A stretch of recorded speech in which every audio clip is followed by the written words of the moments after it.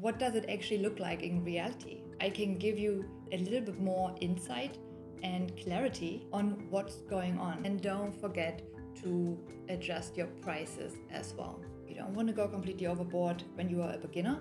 I would say focus on building your portfolio. Set up a contract. Again, treat it like a real job. You want to set up a contract, you want to tell them exactly what it is you are offering and what you are doing and what you agree on. Tell them you are starting out, because even if things go wrong, and they will at some point, tell them. Those are these 3 main tips I can give you for finding your very first customer when you sell products. Hi guys, Maria here from Maria Unleashed. Welcome back to my podcast. Today we're going to talk about how to find your first clients. Now, that's a big one, because starting your business, your company, is only the very first step. And it is, I'm sorry to tell you, but that is the easy one, right? But now, how do you find your actual first customers? Now, that is a whole lot more difficult. Let's get to it. I'm going to give you 2 examples for a service and a product, because that is based on my very own experience. So I will, of course, also give you some real life examples, what happened to me. I'm also going to give you some other more random examples, because obviously not everyone has the same background. So I'm coming from the film advertising industry. So I don't know, whatever you are into, it might not align with this industry. So I'm also going to give you some other examples as well. So let's get started immediately. First, a product. Now, I don't want to say starting with products is more difficult. That sounds so demotivating, but it actually is, in my experience. So I first started with a service, and then I founded a new company where I sold products online. And honestly, I'm very glad I didn't know what was hitting me, because I just did it. I just let's go. 3 months later, I had my own online shop, and I was like, okay. I did a lot of things wrong just because I didn't know. So this is why I want to share it. So hopefully you don't have to go through it. But even though I've done everything wrong, or I don't want to say everything because it turned out right, but I would say I didn't do it by the book. So you can still manage to get to the top 2. Okay, so you don't have to do it like I'm telling you, or just follow these 1, 2, 3, 5 steps. You know, these typical programs we read online everywhere. No, do it your way. And if you are very good at it, and if you love what you do, and if you're helping other people, you will be successful for sure. It's just that I really could have saved myself a lot of time and money and nerve. But here we go. So with the products, I recommend that you set up a system before you start. And again, if you have already started and you are stuck, you can implement these tips at any stage. But I definitely recommend you make a plan before you start, before you launch your business or your online shop. So I'm going to focus now on selling products online. My platform was Amazon and Etsy. So definitely make sure to have test customers. And again, you want to do it, if you can, do it before you launch to the public. Because, well, I did it all wrong. I did not do that because I was in a bit of a hurry, because I needed a visa in order to get started. So I was like, chop, chop, I don't have time, let's go. And it completely crashed, because turns out that my products actually had a manufacturing error. So I had to get the entire units back, or I had to refund all the orders and go back to the drawing board. And again, I still did it. It just took longer than expected. And I did it, with the second launch, I then finally, succeeded, and I did it. But still, I don't want you to go through this. So make sure to set up your test customers. Also, ask for reviews up front. But I would probably say be as honest about it as possible. Let your test customers know, hey, I am planning to do this. I want to launch my business. This is my product. Would you be happy to test it for free? Give out a few freebies and ask for constructive feedback and hopefully reviews as well. You want to collect positive reviews. And of course, you can just make up your own reviews as well. But then what's the point? Like that, again, that was me making my life probably harder than, other people. But I really wanted real feedback. I wanted people to tell their story and to share that. And I wanted to then share it with my, potential customers. And I really want them to not buy into a lie, but I wanted them to connect with my product and to not be surprised or expect something and then, receiving a complete different thing. So again, that was my standard, my expectations, like to myself, my products, my service. But I would definitely say make a list of potential people you can reach out to, like family, friends, colleagues, anyone who is happy to help. Because that's it. Like if you tell them, listen, I want to start my business, this is a deal. Are you happy to receive a product for free or for, a discount? So you decide on that, what you are most comfortable with, and then ask for constructive feedback, listen to the people, and then also for those who were very happy, ask for a customer review. You can then publish upfront and create a little bit of hype as well. So I totally didn't do it at all. And again, it makes your life harder.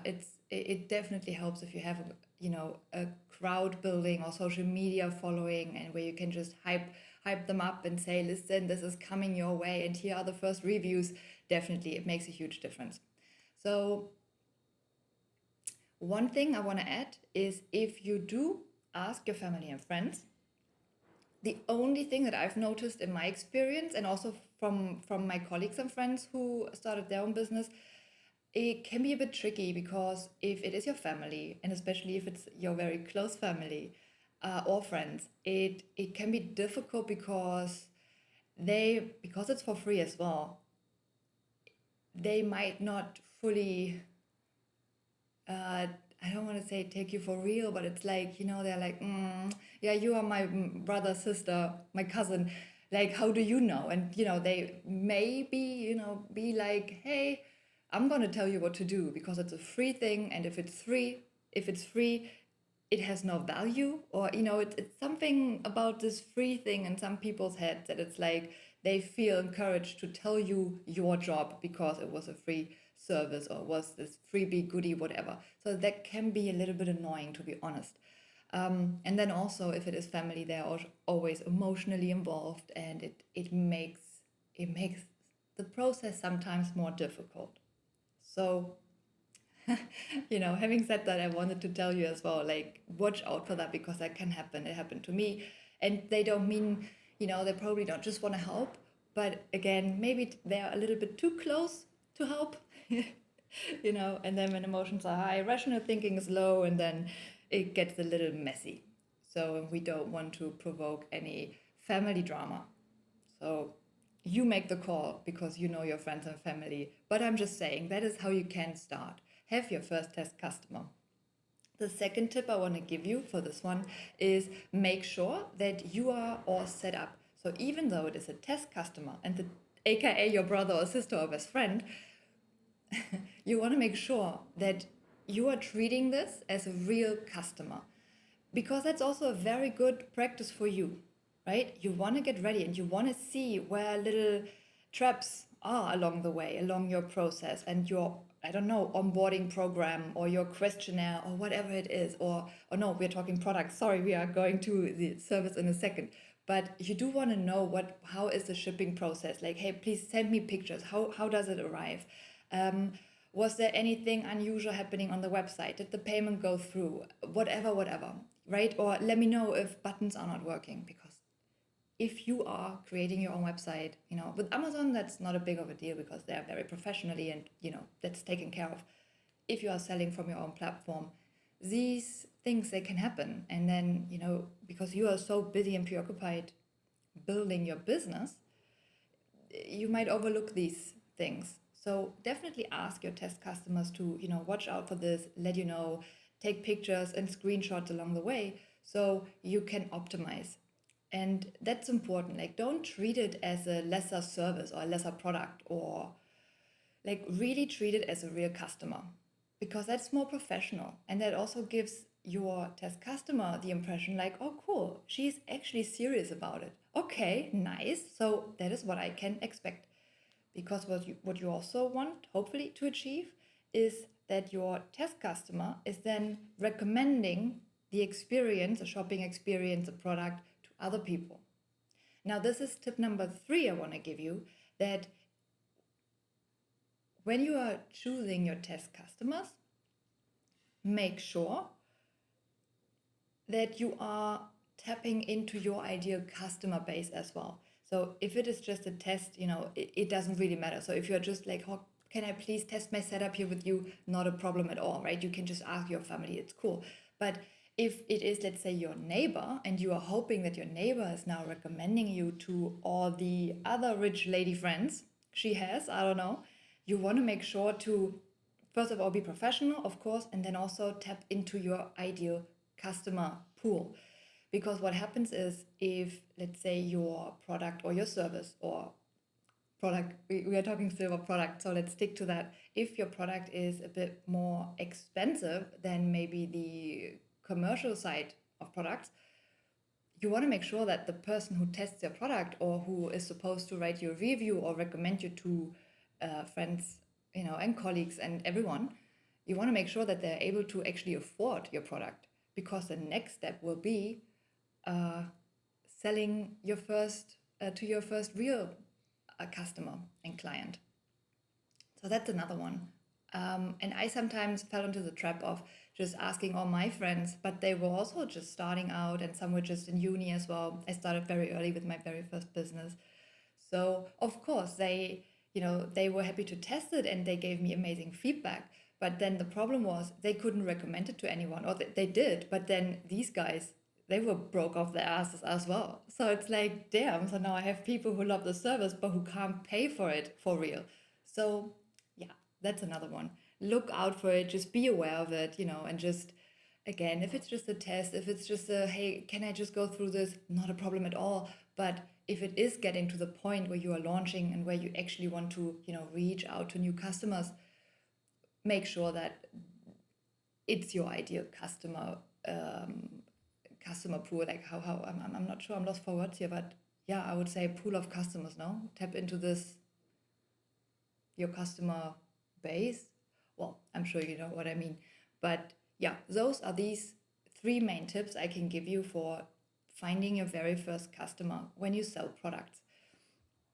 And then hopefully the snowball effect, right? That happened to me. Like, always ask for reviews. Oh, that's another one. Go the extra mile. Don't just set up this generic, boring follow-up email. I always made sure to switch it up. And I also write very personal, emotional, more storytelling follow-up emails, because I know people are getting spammed with buy here, leave a review there, and it gets annoying. So I wanted to make sure that even the follow-up email is, it's a little fun part to read. So get creative with that. Always ask politely. And honestly, I'm telling you, very often, once people know what you need, they are so happy to help. And if it's just a review that costs them nothing, maybe 2 minutes, 4 minutes of that time. And if they love the product, they're going to take these 4 minutes of that time to help you, to support you. Like, I promise you this. And that's how I did it. I had no marketing budget whatsoever. It was really just word by mouth and recommendations and asking for help, and say, listen, what can I do better? What do you want? Like, what is your ideal product? How can I make my service, my product, like, outstanding? And if you can then deliver that to them, oh my God, they're going to love you. So yeah, let's head over to a service. It's pretty much, I would say, selling a service or getting your first customers for your service, or clients in that case, is pretty much the same as selling products. Pretty much. So usually you will need, depending on your job, on whatever it is you are selling, I would say focus on building your portfolio.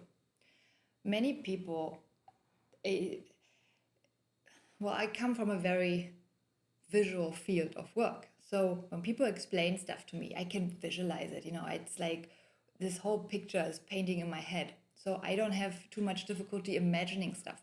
But other people's, they're like, I don't really know what you mean. Like, what? So I really feel that if you show it to them, and if you can literally paint them a picture, right? So build up a good portfolio that is showing, let's say, before and after.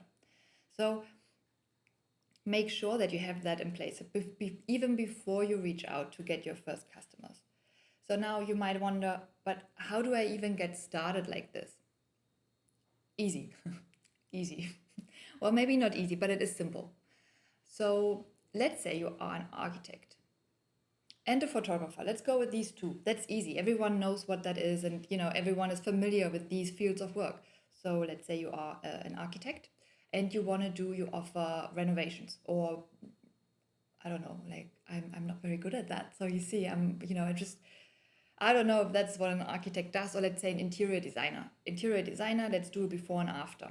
So people love that. They love a before and after. I myself, I'm actually, I sometimes struggle to imagine a room, and then they say, okay, now we're gonna remove this wall and we're gonna build one here, and then I'm like,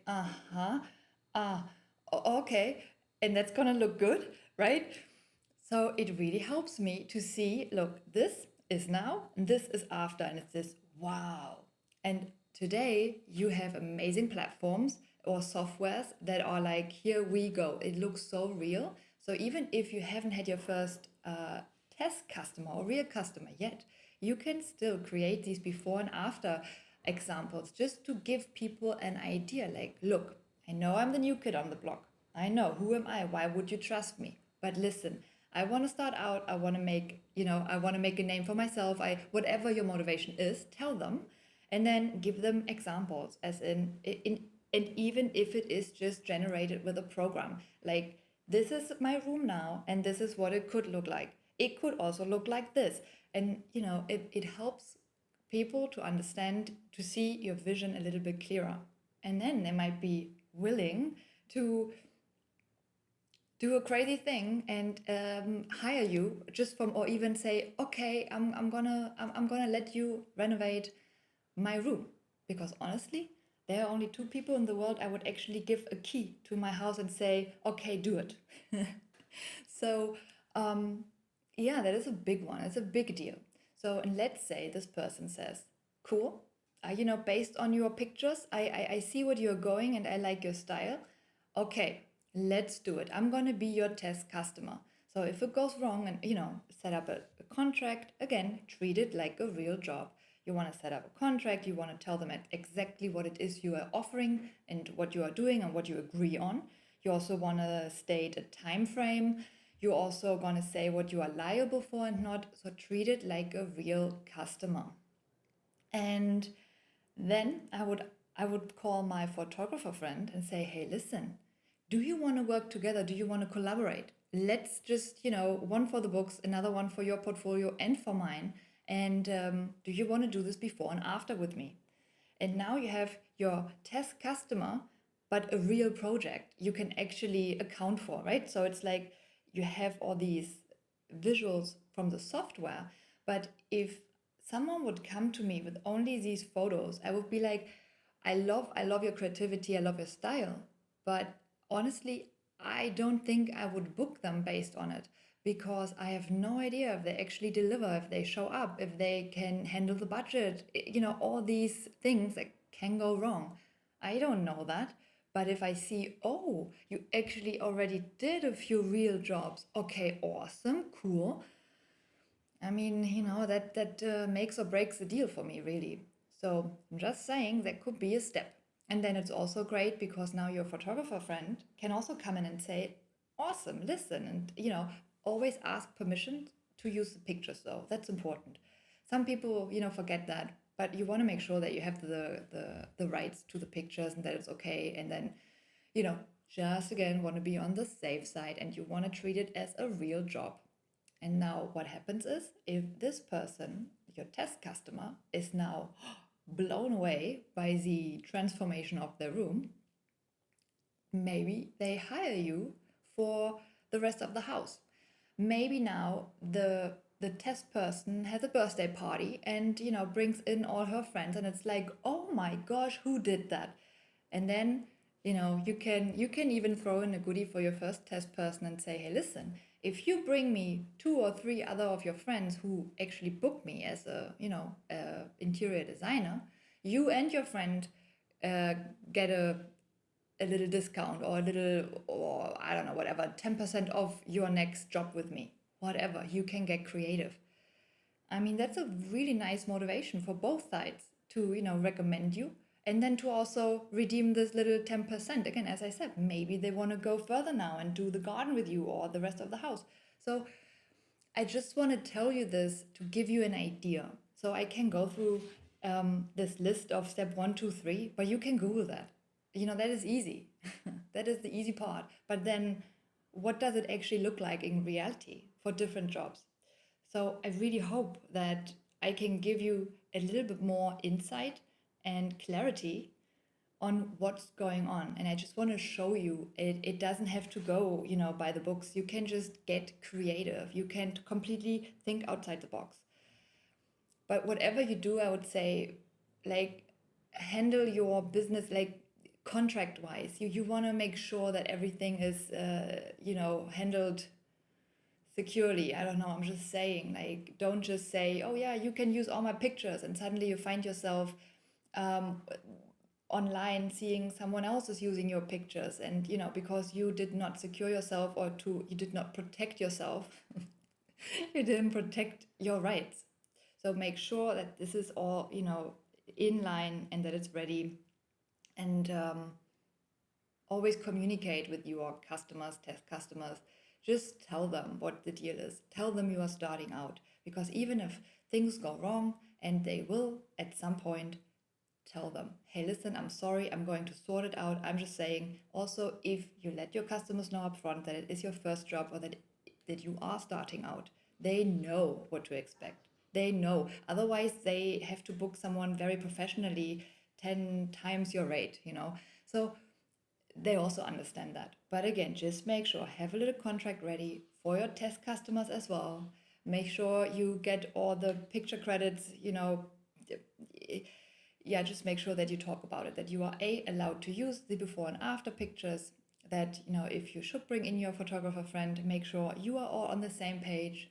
I'm just saying, it's like a prenup, basically. You want to sort these things out while you are still in love with each other. Yeah? Just saying. So, okay, cool. Let me just quickly double check if I have shared all my details here. But yeah, it looks like I did. Yeah. Oh yeah, very important as well is that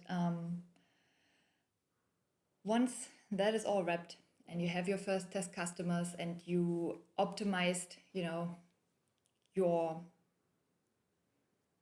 onboarding, your whatever it is, yeah, it depends what you do. Like, if you are not a interior designer, your process might look completely differently. But I'm just saying, make sure that you get your first test customers in, that everything is nicely documented, that they hopefully recommend you, set up some little discount vouchers for everyone who recommends you, all this, we just talked about. And then also make sure that if you are getting better, right? And that's why I'm saying it's very important to look to listen to the feedback, to optimize everything. It might hurt a little if people tell you, oh, that actually sucked, and, oh, you know what, I was really disappointed when that and that happened. It hurts, it does, but listen, cry silently, and optimize. And again, communicate openly. And guys, that is, communication, oh my gosh, what a game changer. Really, do it. Like, don't pretend, oh, if I don't mention it, no one is gonna, hopefully no one is gonna know it or hear it or see it. No, be honest, be fair, be professional. Awesome. And then don't forget to adjust your prices as well, right? So you don't want to go completely overboard when you are a beginner. I've seen that happen as well. And that actually backfires, because if people pay a certain amount of money, they expect a certain service, level of quality. And if that's not reached, then again, it backfires because now you're not getting recommended. You are actually the person they tell not to book. And now that can be very difficult to get out of that. So I'm just saying, like, you know, but also don't downgrade yourself or your service. So yeah, that is a tricky one, and I'm actually also very happy to have like an episode just for the pricing as well, because I've done it all wrong in the beginning, and I wish someone had told me sooner how to do it better. So if you are interested, if you want to learn more about that, let me know in the comments, because again, I'm always so happy to hear your feedback, what you want to listen, or what you want to hear more, and what you want to get into, and more examples or less, or what. Let me know. But that's a very important one for the end, and I hope you are still here. If you are, awesome for you, because really don't forget to adjust the prices accordingly as well. Very important one. Alrighty, that is it for today. Yeah, thanks for staying until the end, and I will see you in the next one. Mwah. If you liked it, of course. Oh man, I'm so bad at it. I hate it, but I have to do it. My producer is angry, aka my boyfriend. So if you like it, please subscribe, please like, leave me a comment. If you are tuning in from Apple, from Spotify, please consider leaving 5 hearts for me. Thank you very much. These are karma points for you, and I will see you in the next one.